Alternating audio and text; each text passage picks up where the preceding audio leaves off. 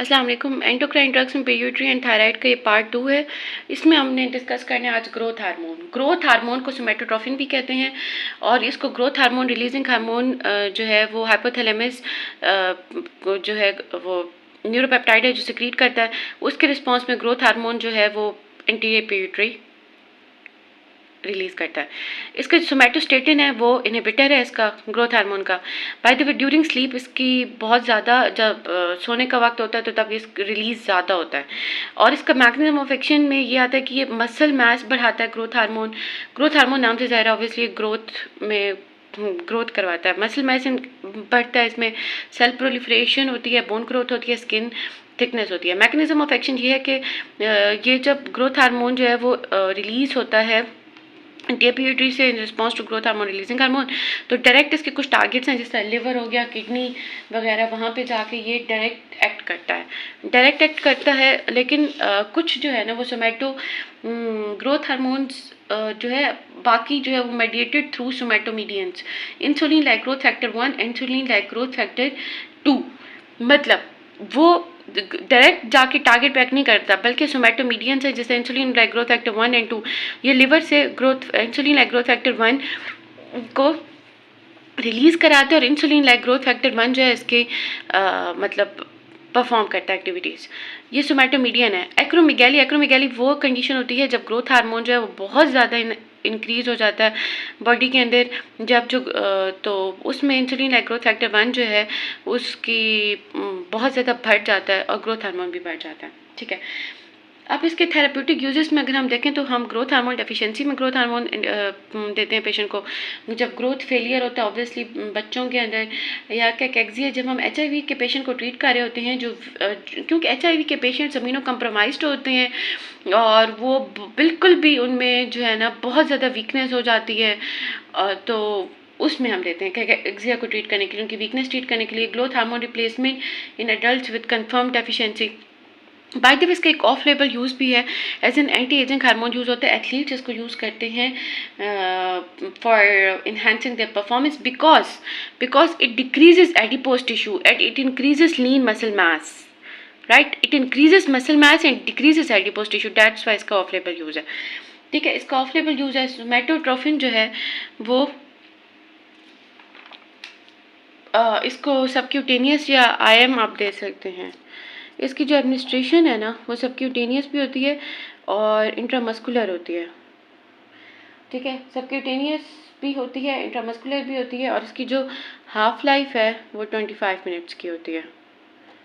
ठीक है, bye the वे इसके जो एडवर्स इफेक्ट्स हैं कि जो क्लोज एपिफाइजिस होता है जिन बच्चों को उनको नहीं देना, diabetic retinopathy and Prader-villi syndrome में हमने ये नहीं देना। प्रेडर-विलाई सिंड्रोम में ये होता है कि बहुत ज़्यादा भूख होती है एबनॉर्मली और एबनॉर्मली जो पेशेंट है वो बीज हो जाता है। ठीक है, और ये जेनेटिक डिसऑर्डर है प्रेडर-विलाई सिंड्रोम। ठीक है, और इसके एडवर्स इफेक्ट्स में क्या है, एडीमा होगा, हाइपरग्लाइसीमिया है, आर्थ्रैल्जिया, मायल्जिया, पेन, इंजेक्शन साइट। अब एक और मैं आपको बात बताती चलूँ कि जो ग्रोथ हार्मोन है ना ये थ्रू DNA रिकम्बिनेंट टेक्नोलॉजी ये प्रेजेंट है, इसके एनालॉग प्रेजेंट है, इसको हम सिंथेटिकली बना मतलब पेशेंट में एडमिनिस्टर करते हैं। ठीक है, लेकिन एक और भी एजेंट है मीकासर्मिन क्या है, ये रिकम्बिनेंट ह्यूमन IGF-1। कुछ पेशेंट्स होते हैं उनको हम ग्रोथ हार्मोन दे रहे हैं तो वो जी डेवलपमेंट नहीं हो रही, बच्चों में ग्रोथ नहीं हो रही, मीकासर्मिन देते हैं। क्यों नहीं हो रही होती, क्योंकि उनमें सोमेटोमीडियन IGF-1 की डेफिशिएंसी होती है। तो मीकासर्मिन ये recombinant human IGF-1 insulin like growth factor 1 है। इंसुलिन लाइक ग्रोथ फैक्टर 1 एक एजेंट है। ठीक है, मीकासर्मिन रिकम्बिनेंट ह्यूमन IGF-1, इसको हम IGF-1 की डेफिशिएंसी में देते हैं और बाकी जो कंट्रीज़ हैं बाहर वहाँ पे मीकासर्मिन रिनफाबेट के नाम से भी आता है। That is a combination of insulin like growth factor 1 and human insulin growth factor binding protein 3, जो कि हाफ लाइफ जो है ना जिससे मीकासर्मिन की एनहांस होती है। फिर हमने वही ग्रोथ हार्मोन इनहिबिटिंग हार्मोन पे नेक्स्ट आते हैं। ग्रोथ हार्मोन इनहिबिटिंग हार्मोन जो है उसको हम कहते हैं somatostatin growth hormone inhibiting hormone. Growth hormone ये एंटीरियर पिट्यूटरी से रिलीज होता है। हाइपोथैलेमस जो है growth hormone inhibiting hormone release करता है, तो जो पिट्यूटरी है ना, एंटी पिट्यूटरी, वो सोमैटोस्टेटिन रिलीज़ करता है।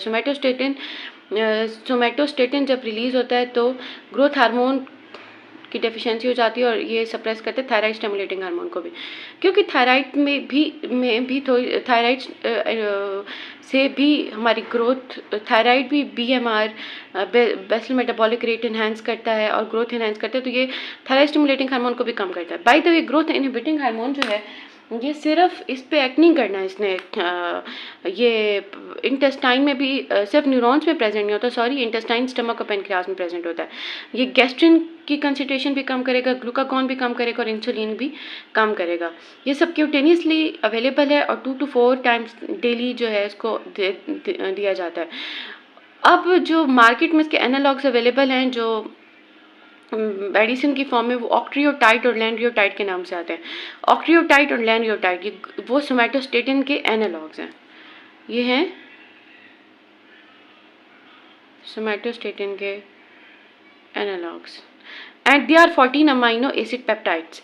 इनके थेरेप्यूटिक यूजेस क्या है? एक्रोमेगैली को ट्रीट करते हैं जब मीन्स ग्रोथ हार्मोन बहुत ज़्यादा बढ़ जाता है, तब gigantism, diarrhoea episodes with कार्सिनाइड tumours भी neuroendocrine tumours, bleeding oesophageal varices जो लार्ज वेन्स होती हैं इसोफेगस की, वो इसके एडवर्स इफेक्ट्स क्या हैं? इसके एडवर्स इफेक्ट्स वही bradycardia, diarrhoea, abdominal pain, steatorrhoea वो कंडीशन होती है जब लिपिड जो आपकी बॉडी के अंदर एब्जॉर्ब नहीं हो रहा होता इंटेस्टाइन में, तो ये एलिमिनेट आउट हो जाता है फीसेस में। गॉलब्लैडर स्टोन्स, बाय द वे, एक और भी ग्रोथ हार्मोन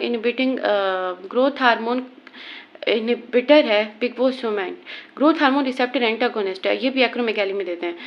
ये जो हैं ऑक्ट्रियोटाइड और लैंड्रियोटाइड, ये सोमैटोस्टेटिन के एनालॉग्स हैं और ये जो पिक्वोसोमैन ग्रोथ हार्मोन एंटागोनिस्ट, इसका मैकेनिज्म ऑफ एक्शन डिफरेंट है कि ये जहाँ पे ग्रोथ हार्मोन जिस रिसेप्टर पे बाइंड करता है नहीं, ये वो रिसेप्टर ब्लॉकर है, ये उस रिसेप्टर पे जाकर मतलब बाइंड करता है और ग्रोथ हार्मोन की जो एक्टिविटी है वो डिक्रीज कर देता है। It's not analogue of somatostatin. Thank you so much. बाकी जो है वो नेक्स्ट लेक्चर में।